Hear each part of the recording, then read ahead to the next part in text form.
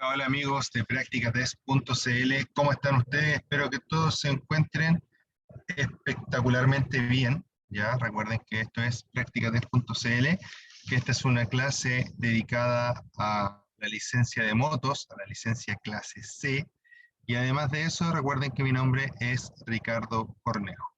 El día de hoy empezamos, ¿cierto?, con un nuevo ciclo de clases.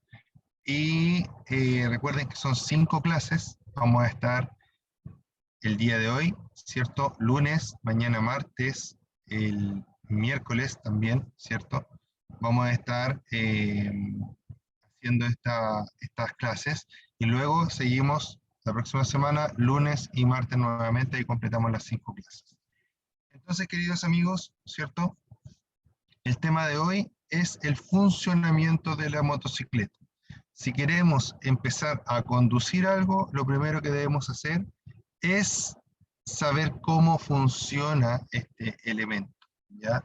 Entonces, para ello, está dispuesta esta pequeña clase, ¿cierto?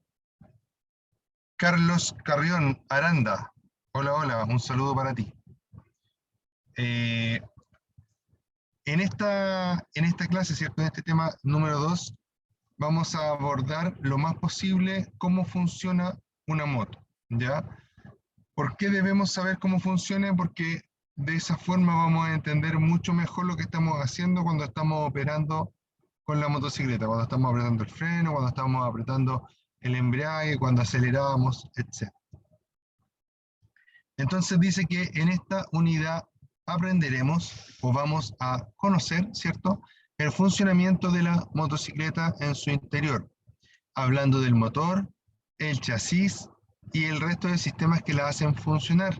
También trataremos cómo realizar un buen mantenimiento de ruedas, neumáticos, frenos, espejos y cómo las fuerzas físicas inciden a la hora de manejar.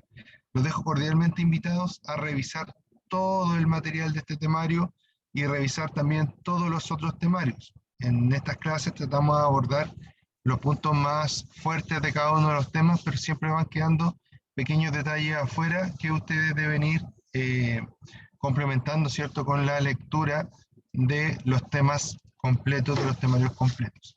También, para que les vaya muy bien en su examen, ¿cierto?, les recomiendo hacer muchos videotest, ¿ya? O sea, ver muchos videotest y hacer test, ¿cierto?, ustedes mismos en nuestra plataforma de practicatest.cl.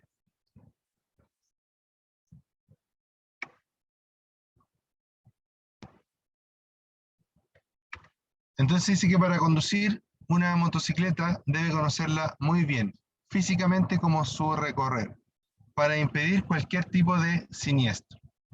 Una de las características de una motocicleta es que no posee equilibrio como un automóvil u otro tipo de vehículo. Entonces su equilibrio depende del conductor. Cuando conduzca una motocicleta debe identificar sus medidas en relación a sus características físicas. Es importante revisar, es importante revisar el manual del fabricante, puesto que puede existir muchas diferencias entre motocicletas, tales como su tamaño o su peso.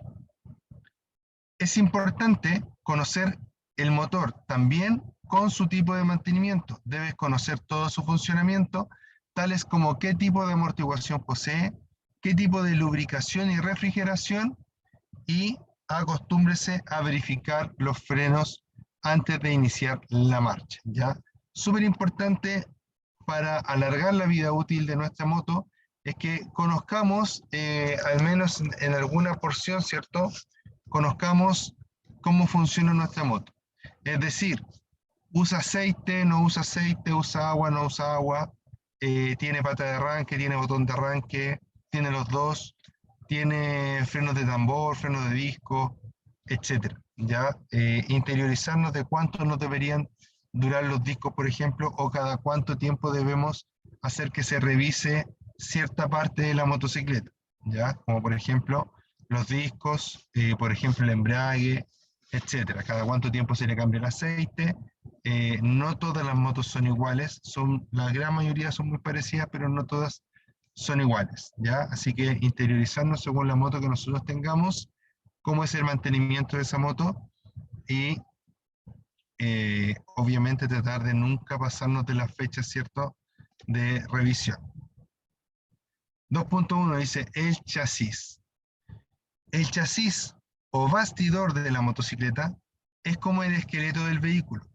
Es donde se instalan la mayoría de los elementos. Los más importantes son la horquilla delantera y el brazo basculante. La horquilla, ¿qué es la horquilla? La horquilla va en la parte delantera de la moto y son estos dos tubos que eh, sostienen la rueda delantera, ¿ya? Y que se unen al chasis de la motocicleta por el cabezal de dirección. Dice que la horquilla va puesta al chasis por el cabezal de dirección a través de rodamientos o cojinetes. Esos rodamientos también con el tiempo se van gastando. No pasa siempre ni muy seguido, pero puede pasar. Entonces, si yo veo que la parte delantera de la motocicleta tiene algún juego, alguna vibración, se puede revisar este aspecto, ¿ya? La horquilla delantera posee amortiguadores telescópicos, mientras que la suspensión se realiza gracias a la acción de un resorte de tipo tornillo o espiral. El brazo basculante mantiene la rueda y la suspensión trasera. El brazo basculante mantiene la rueda y la suspensión trasera. El brazo basculante es esta estructura que sale desde el chasis hacia atrás y que en este caso soporta, ¿cierto?, la rueda trasera. Esta suspensión consta por lo general de resortes en espiral y amortiguadores telescópicos. Trabajan generalmente con aceite. Para regular el peso del conductor debe realizarse en un taller especializado para no dañar el sistema de amortiguación. Importante, siempre verifique la amortiguación que no tenga fugas de líquidos. Al tener malo el sistema de amortiguación puede provocar serios daños en la conducción y control de la motocicleta. Este punto es importantísimo porque normalmente la amortiguación la atribuimos al confort que podemos sentir en un vehículo. ¿Tiene relación? Claro que sí, pero la verdad es que la amortiguación, los amortiguadores, los espirales, etcétera, los elementos elásticos con los que están unidos las ruedas a los chasis, ¿cierto? No están hechos o pensados principalmente para el confort, sino más bien para la seguridad. ¿Por qué? Porque la principal gestión que debe hacer, ¿cierto?, este sistema es hacer que la rueda se mantenga el mayor tiempo posible pegada al suelo. De esta forma, ¿cierto?, vamos a lograr que el vehículo, sea una moto, sea un auto, sea un camión, lo que sea, tenga mayor maniobrabilidad, mayor estabilidad y, entre comillas, sea más seguro, ¿ya? O en resumidas cuentas, sea más seguro, ¿ya? Entonces es importante que siempre estos sistemas estén en buen estado. Ahora, en los sistemas de moto, se lo digo porque a mí me ha pasado, es más importante aún. ¿Y por qué es más importante? Porque en las motos pasa mucho que se puede, no sé si pasa mucho, pero pasa, ya que no quiero ocupar palabras incorrectas, ¿cierto? Pero vamos a decir que pasa que se echan a perder, por ejemplo, las telescópicas, y el aceite de las telescópicas puede llegar inclusive a los frenos de la moto. Entonces, ¿cómo creen que va a trabajar un freno bañado en aceite? La misión del freno es agarrarse para poder frenar, ¿cierto? Entonces, si yo le echo aceite entre medio, si le echo agua inclusive entre medio, su eficiencia puede disminuir y por ende podemos tener un accidente. Ahora, si ese mismo aceite cae en el neumático, también puede ser. Aquí les voy a dar un pequeño tips, ¿ya? Muchas veces cuando nos compramos nuestra moto, la empezamos a lavar, ¿cierto? Mucha gente que tenía auto y compró moto, por ejemplo, tiene ciertos sus productos de limpieza para el auto, se van a lavar la moto, que quede limpiecita, impecable, ¿cierto? Y ve que los neumáticos están, se ven sucios, viejos, o no están negritos, ¿ya? ¿Y qué se nos ocurre a muchos de nosotros? Echarle renovador de neumáticos, ¿ya? No voy a decir que no lo hagan, ¿ya? Idealmente no lo hagan. Pero si lo van a hacer, preocúpense de que sea un producto apto para ocuparse en motos. Porque lo que pasa a veces es que le echamos algún renovador de auto o le echamos demasiado renovador. Y los renovadores de por sí son como medios aceitosos.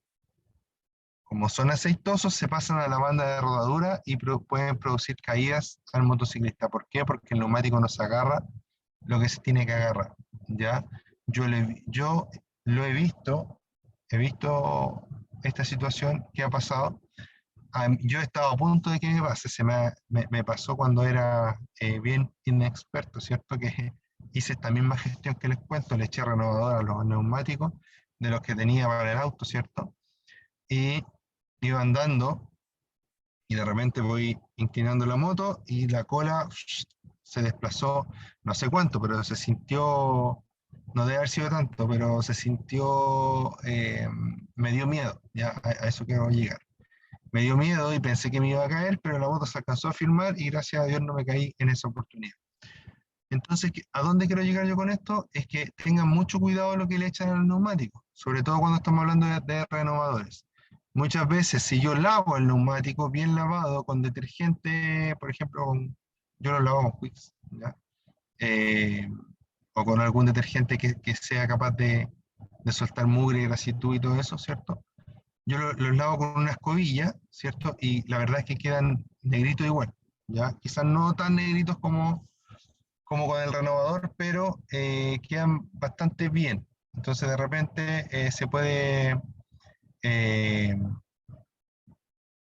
¿cómo decirlo? De repente se puede dejar de utilizar ese tipo de productos y reemplazarlo solo por una buena limpieza del neumático, ¿ya? Como consejo. ¿Ya? Ahora, si quieren echarle renovador, traten de buscar algún renovador que sea especial para motos, que no escurra tanto, que no se mueva, que no avance solito por el neumático, digamos, ¿ya? Etcétera. Eh, Esto que tenemos acá, ¿cierto? Es un chasis. Toda la parte negra, por decirlo así, ¿ya? Aunque se ve medio plomo en la foto, pero vamos a decir que es negro, porque la mayoría de los chasis son negros, por lo menos los que yo he visto. Todo lo negro es chasis, ¿ya? ¿Y qué es el chasis? Como decía más arriba, es el esqueleto de nuestra moto. Ahora, a este chasis le vamos a poner aquí adentro, ¿cierto? En esta zona, un motor. Aquí arriba le vamos a poner un estanque. Aquí le vamos a poner un asiento. Aquí le vamos a poner la horquilla. Aquí la rueda delantera. Y aquí la rueda trasera. Y ahí recién vamos a tener una moto. Ya no sé si se me quedó alguna parte, pero es para que se entienda la idea. Ahora, con respecto a los chasis, existen muchos tipos de chasis distintos, ¿ya? Chasis de cuna, doble cuna, viga, etc. ¿Ya? Si quieren saber más acerca de los tipos de chasis, ese videito que está ahí, revísenlo, ¿cierto? Porque está bastante interesante, ¿ya? Échenle un ojito. Ahora, esto que está acá, ¿se acuerdan que les hablé del basculante? Bueno, esta parte es el basculante. Y aquí atrás, como ya dije, va la rueda trasera. Y en esta zona de acá tengo, ¿cierto? El monochoc, ¿ya? ¿Por qué monochoc? Porque shock se le llama en inglés como a las cosas que absorben impacto, ¿ya? O shock es como impacto, ¿ya? Es como, antiguamente existían los Dixman, y para que el Dixman no se moviera, se decía que traía anti-shock, por ejemplo, ¿ya? Entonces, shock es como el impacto, por decirlo así. Entonces, a esto se le llama shock, ¿ya? ¿Por qué? Porque absorbe los impactos. Esto está compuesto de una espiral, ¿cierto? Que va por fuera, y un amortiguador eh, hidráulico, ¿ya? En algunas ocasiones también ayudado por algún tipo de gas, ¿cierto? Que va por dentro. Y eso permite, ¿cierto? Que gracias a el espiral, la moto mantenga su altura y gracias al amortiguador que está dentro, cuando la moto comprima, vuelva y quede en esa posición. Si solo tuviera el espiral, lo que haría es que quedaría rebotando, ¿ya? Por eso es que siempre los sistemas de amortiguación tienen espiral y amortiguador, ¿ya? El espiral puede ser así, ¿cierto? O puede ser de cualquier otro tipo, cualquier elemento que sea elástico, que pueda deformarse y volver a su forma. Eso significa ser elástico, ¿ya?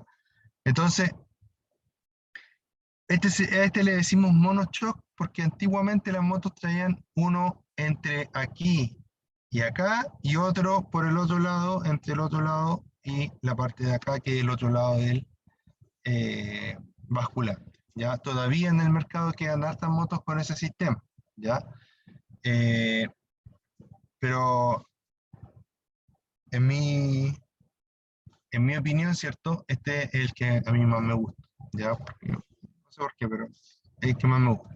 Lo relaciono más con las motos de cross y las motos de velocidad. Por eso quizás me gusta más, no lo sé. Y acá, ¿cierto? Tenemos el cabezal de dirección del que también habíamos hablado anteriormente. En el cabezal de dirección, lo más importante que vamos a encontrar es el número de chasis. Si usted quiere comprar una moto, siempre revise el número de chasis, ¿ya? Hasta hace un tiempo atrás se podía revisar en la página de Carabineros de Chile, pero yo me metí no sé cuánto tiempo, pero hace un tiempo atrás, me metí y estaba como en mantención la página. ¿Ya? Ojalá que ahora se pueda ver de nuevo porque es una herramienta súper potente para cuando nosotros queremos comprar algún vehículo. Entonces se podían revisar los números de chasis y se podían revisar los números de motor y los números de patente a ver si ese chasis, esa patente o ese motor tenía algún tipo de encargo o algún tipo de problema legal, por decirlo así. ¿Ya? Bueno, una vez revisado acá, tanto para las motocicletas nuevas como usadas, ¿cierto? Usted va a tomar el chasis, ¿cierto? Y lo va a... y con eso usted va a saber si estamos ok, ya por decirlo así, para terminar ese tema. Eh, ¿Por qué nuevas o usadas? Eso es lo que quería decir, me confundí un poco. ¿Ya? ¿Por qué nuevas o usadas? Porque a veces en el concesionario se equivocan en poner las placas y me entregan una moto que no le corresponde a mis placas, por ejemplo. Puede que pase muy poco, ¿ya? Pero puede pasar.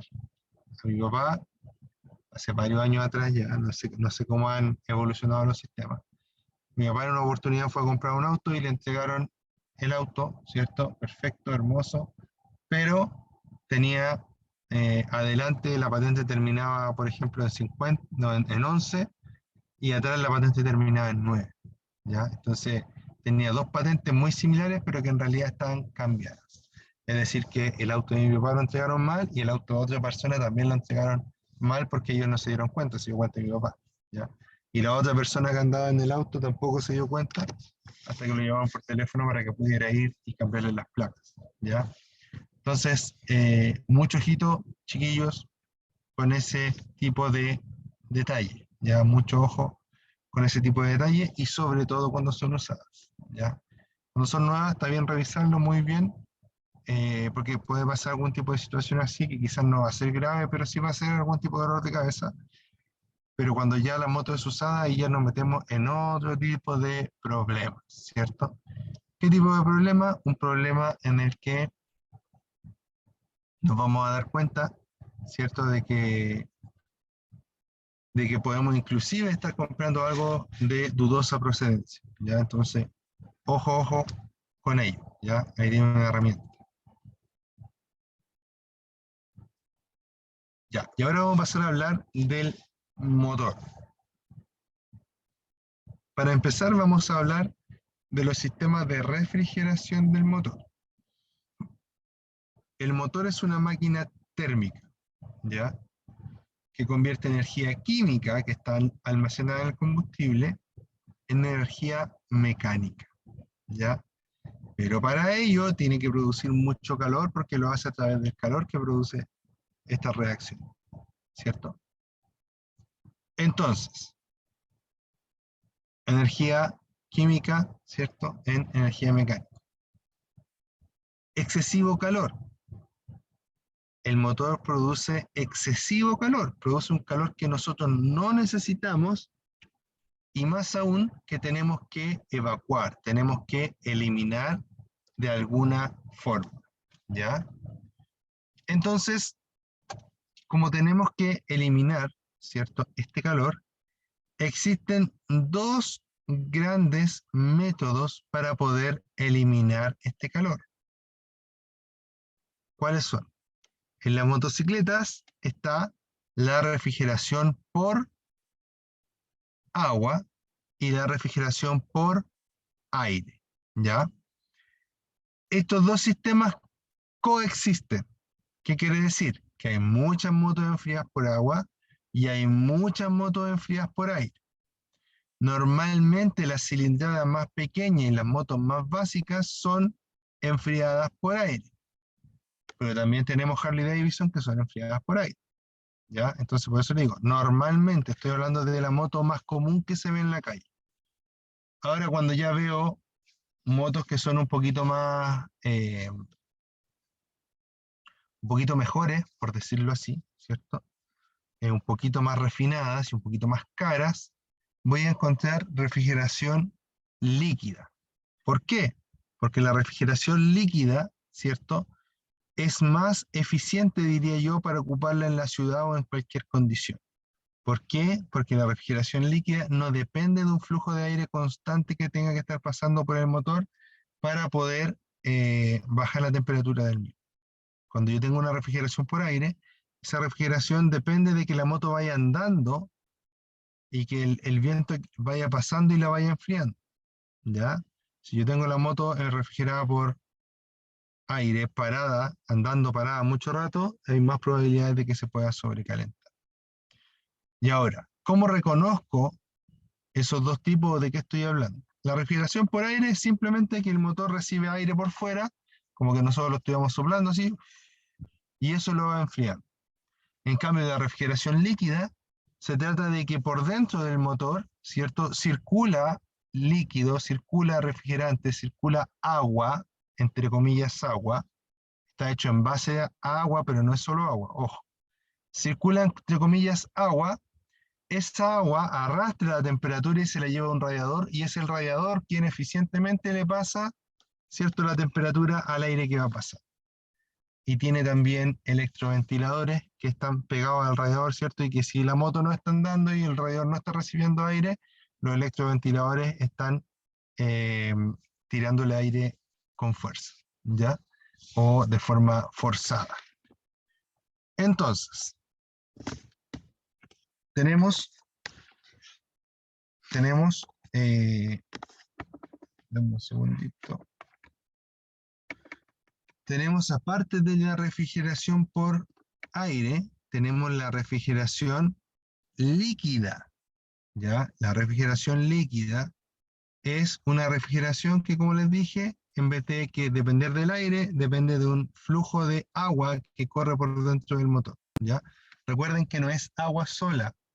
Se le dice agua porque está hecha a base de agua, pero no es agua, ¿ya? Entonces, este dispositivo, ¿cierto? Este dispositivo permite, ¿cierto?, que el motor no dependa del aire que está pasando alrededor de él. Por ende, carece de las aletas de ventilación. A esa parte yo quería llegar. Fíjense que acá nuestro motor tiene como unas rayitas, ¿ya? Esos son como unas aletas que están pegadas alrededor del motor. Y en esta parte de acá, ¿cierto?, tenemos un motor que no presenta esas aletas. ¿Por qué? Porque es un motor refrigerado por agua. Así lo podemos distinguir si tenemos duda en algún momento, ¿cierto?, de qué motor estamos hablando, de qué motor estamos viendo. Ahora, vamos a hablar del sistema de lubricación del motor. Todos los motores se lubrican con aceite, ¿ya? La diferencia está en que en algunos motores ese aceite va mezclado con el combustible y en otros motores el combustible ¿cierto? Va totalmente separado del aceite. ¿Qué tipo de motores son estos? Ahí estamos hablando de motores de 2 y de 4 tiempos, ¿ya? Motores de 2 y de 4 tiempos. Cuando yo hablo de motores de 4 tiempos, ¿cierto? Estoy hablando del típico motor que vemos en todos lados, ¿ya? Ese motor que vemos en todos lados, ¿cierto? Como el motor de los autos y como la inmensa mayoría de las motos de la actualidad, es de 4 tiempos. Hay otros motores, como los motores de las cortadoras de pasto y de algunas motocicletas, muy pocas en la actualidad, que son de 2 tiempos.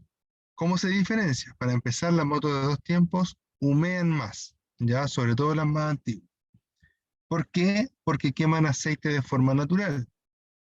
En cambio, las motos de 4 tiempos no humean nada, muy parecido a un auto, ¿ya? Porque ahí no estamos quemando aceite, sino que idealmente no estamos quemando aceite, sino que solamente estamos quemando combustible, ¿ya? Cuando, ¿cuál es la diferencia entre estos dos motores, el de 2 y el de 4 tiempos? El motor de 2 tiempos, ¿cierto? Realiza su ciclo completo. El motor de 4 tiempos realiza su ciclo completo en 4 viajes del pistón o en 2 vueltas del cigüeñal, ¿ya? Es decir, el motor baja y tiene admisión, sube, tiene compresión, baja, tiene trabajo, sube y tiene escape, ¿ya? Ahí tenemos, ¿cierto? Todos los ciclos del motor de 4 tiempos, que podríamos decir que también son viajes del pistón, porque va hacia abajo, después va hacia arriba, después va hacia abajo de nuevo y después va hacia arriba. En cambio, en el motor de 2 tiempos, el pistón solamente baja, sube y explota. Baja, sube, explota, baja, sube, explota. Cada vez que va bajando es porque se realizó una explosión o un impulso en ese motor, ¿ya? Muy importante.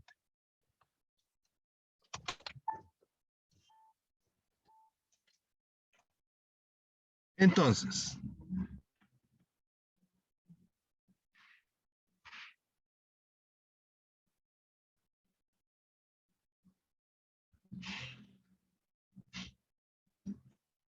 dame un segundo, por favor. Dame un segundito, me voy a quedar callado un minutito.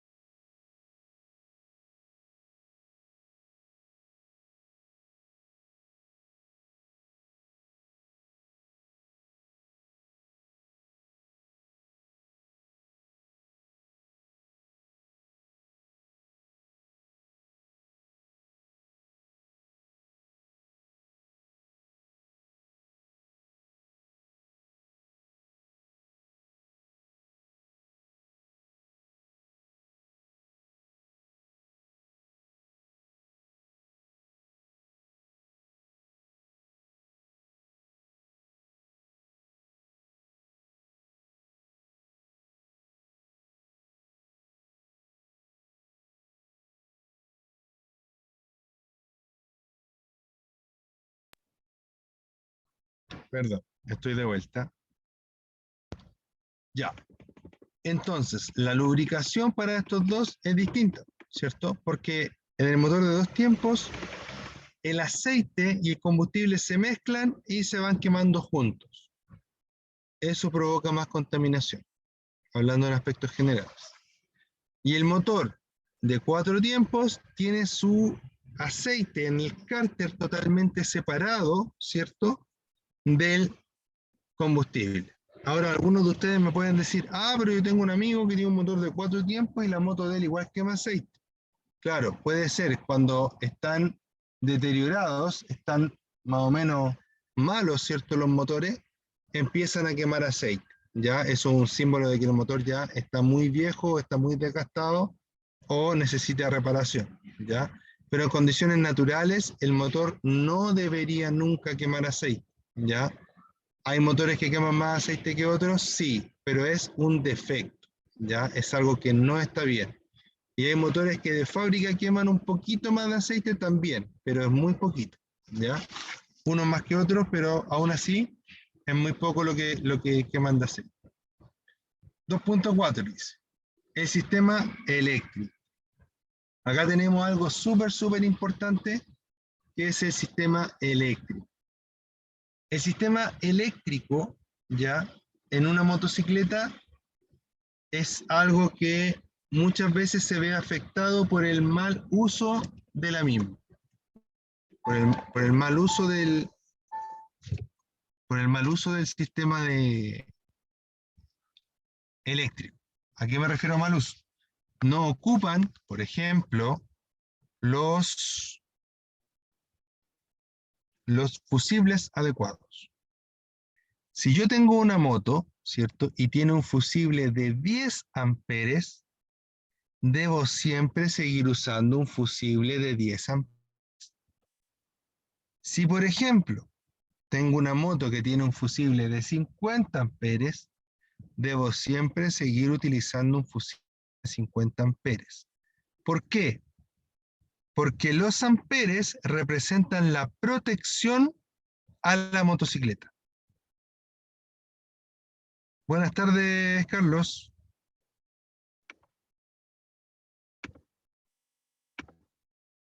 Representan la protección del sistema eléctrico de la motocicleta. Entonces, si yo tengo un sistema que está protegido con un fusible de 10 amperes y yo le saco ese fusible y le pongo un fusible de 20 amperes, lo que va a pasar es que se va a quemar el cable y no el fusible. Y arreglar el cable me va a salir, imaginemos, 50.000 pesos y el fusible vale 100 pesos. Entonces, cuando yo cambio un fusible, imaginemos la siguiente situación. En la moto, ¿cierto? Y de repente, ¡pum!, se para. Me voy a revisar los fusibles y me doy cuenta que uno de los fusibles de 10 amperes está quemado. Como yo soy un conductor precavido, ¿cierto? Voy a tener un fusible de repuesto. Voy a sacar el fusible de repuesto, ¿cierto? Y lo voy a poner, ¿cierto? En el alojamiento fusible, saco uno de 10, pongo uno de 10, la moto vuelve a andar, ni un problema, sigo mi camino. Pero el caso contrario es que puede ser que yo saco el fusible y no tengo un fusible de 10 amperes y voy y le pongo un fusible de 20 amperes, ¿ya? Y me pongo a andar, ¿cierto? Y un tramo más allá empieza a salir la moto y me doy cuenta que el cable está al rojo vivo. ¿Por qué? Porque el fusible de 20 amperes no se alcanzó a quemar para interrumpir la corriente. Y porque el problema sucedió, está sucediendo aún, ¿ya? Y ahí vamos al siguiente tema con respecto a los fusibles. Los fusibles, ¿cierto? O el sistema eléctrico puede tener dos tipos de fallas. Una falla que es momentánea, que es del momento, imagínense que se cruzó un cable positivo con un negativo, se quemó el fusible y se separaron, ¿ya? Por cosas del azar. Yo voy, saco ese fusible, pongo uno nuevo y la moto funcionando perfectamente, no va a tener ningún problema y a lo mejor nunca más me va a dar esa misma falla. Siguiente caso, le pongo este fusible, se me quemó el fusible de 10, lo cambio, echo a andar la moto y se vuelve a quemar. En ese momento debo buscar la falla, no poner un fusible distinto de distinta capacidad, ¿ya? Buscar la falla, no poner un fusible de distinta capacidad, ¿ya? Espero que se entienda. Si tienen alguna duda, consulta, sugerencia, háganmela en este momento, por favor, a través de las preguntas y respuestas para yo poder leerlos y consultarles.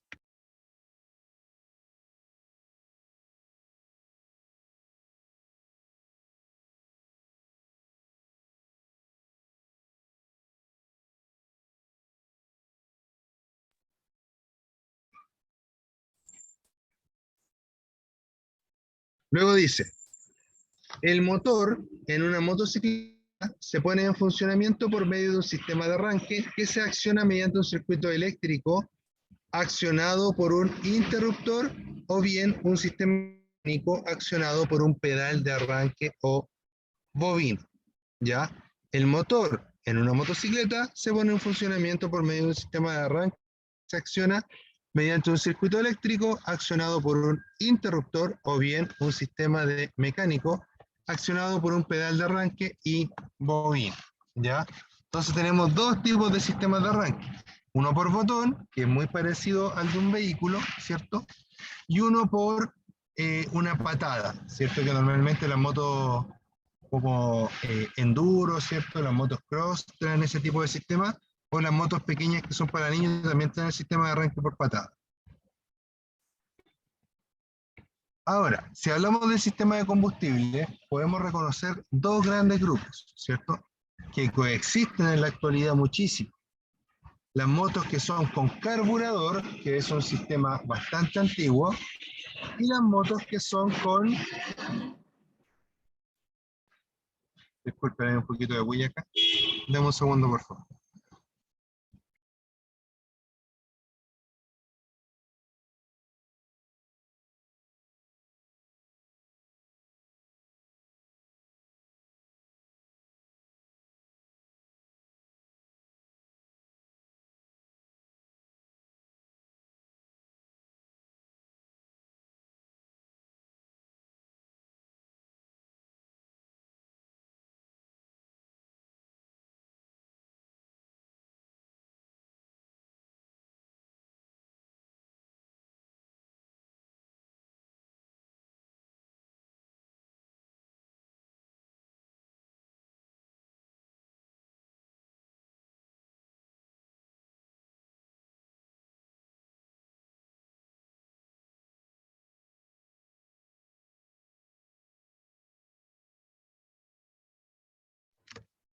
Perdón, ahora sí. Está muy bulliciosa la cosa acá. Entonces, el sistema de combustible, ¿cierto? Les dije que habían dos grupos que en la actualidad coexistían. Los sistemas con carburador y los sistemas con inyección electrónica, ¿ya? No sé si se fijaron, si es que les gustan las motos hace tiempo, que en la actualidad ya prácticamente no quedan motos de 1.000.000, ¿ya? O son muy poquitas las motos que valen 1.000.000, 1.500.000, no son muchas, sino que ya como que todas cuestan cerca de los 2.000.000. Y antiguamente había motos de, no sé, desde 500.000 pesos para arriba uno encontraba una moto nueva.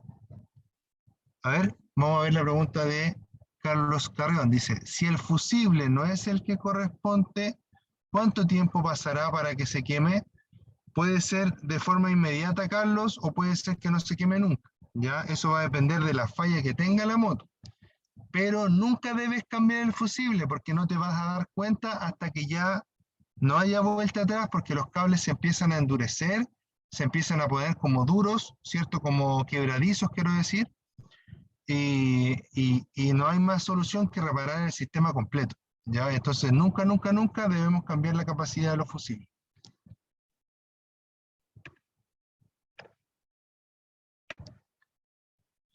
Ya, entonces el sistema con carburador es un sistema de alimentación de combustible totalmente mecánico, ¿ya?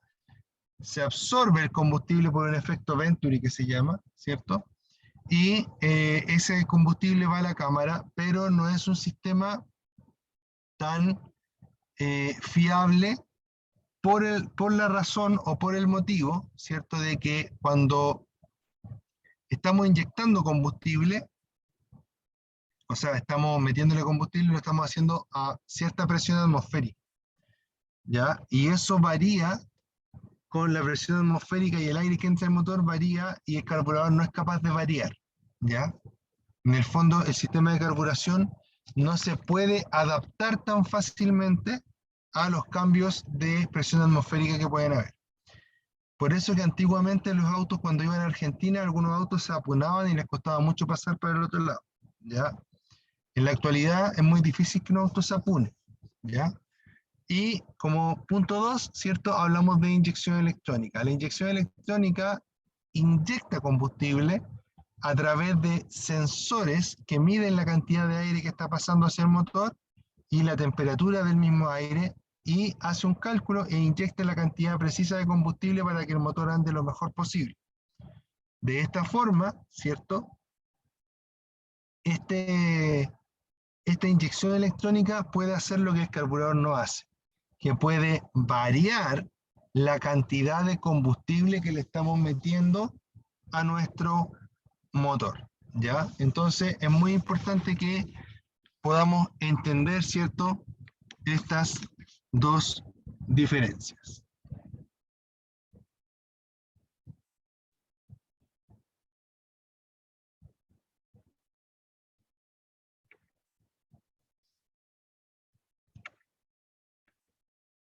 Ojo que en los dos sistemas vamos a tener filtros y vamos a tener dispositivos que van a permitir, ¿cierto?, que el combustible pase limpio hacia el motor, y esos filtros obviamente debemos cambiarlos.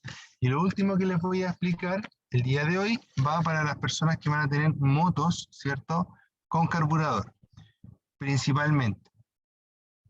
En la moto con carburador, ¿cierto?, hay algo que se llama llave de paso. Sobre todo en las motos más antiguas existe el sistema de llave de paso. Esa llave de paso puede cortar el suministro de combustible, dar el suministro de combustible y administrar una reserva. Voy a poner el ejemplo de la moto que yo tenía. Ya lamentablemente esa moto me la robaron, pero yo tenía esa moto, ¿cierto? Y esa moto tenía una llave de paso. Era una TTR, una Yamaha TTR 250. Esa moto tenía la llave, 3 posiciones en su llave de paso: la on, la off y la res, que era reserva, ¿cierto? Nunca se debe andar con la llave en la posición reserva, porque ahí, si me quedo sin combustible, no tengo ninguna opción, se me acabó todo porque ya me gasté la reserva. Cuando yo ando cuando lo dejo en la posición off, es porque la moto va a estar parada, y para prevenir que pueda salir combustible por algún lado, etcétera, lo dejo parada, ¿cierto? De segunda, cuando quiero andar en la moto, la debo poner en la posición on, ¿ya? Y ahí queda pasando el flujo, ¿cierto?, desde el estanque hacia desde el estanque hacia el carburador, ¿cierto?, guardando una reserva. Si por ejemplo yo voy en la moto, esto sobre todo se utilizaba cuando las motos no tenían indicador de combustible, ¿ya? Muchas motos antiguas no traen indicador de combustible, para eso se ocupaba esto. Entonces tú ibas andando en la moto y de repente quedabas en cero de combustible.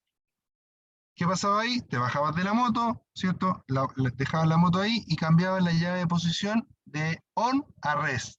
Y caía la última parte de combustible que te servía para llegar a un servicentro y cargar, sabiendo que no te quedaba más combustible. Por esta razón, ¿cierto? Nos permitimos poder andar en la moto sin el problema de quedar en la pana del tonto, ¿ya? A lo más vamos a tener que parar, ¿cierto?, cambiar la llave de posición, y ahí vamos a estar conscientes que debemos ir de inmediato a una bomba a recargar combustible.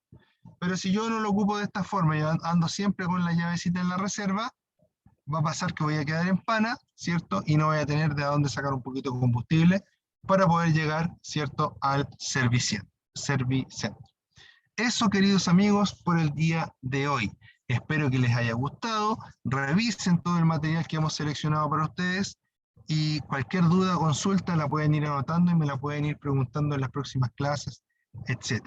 Les mando un abrazo, cuídense mucho y nos estamos viendo muy pronto, ¿cierto?, en una nueva clase de practicatest.cl. Gracias a ti, Carlos Carrión Aranda, que estés muy bien. Para mí es muy grato poder interactuar, ¿ya? Cuídate, que estés muy bien.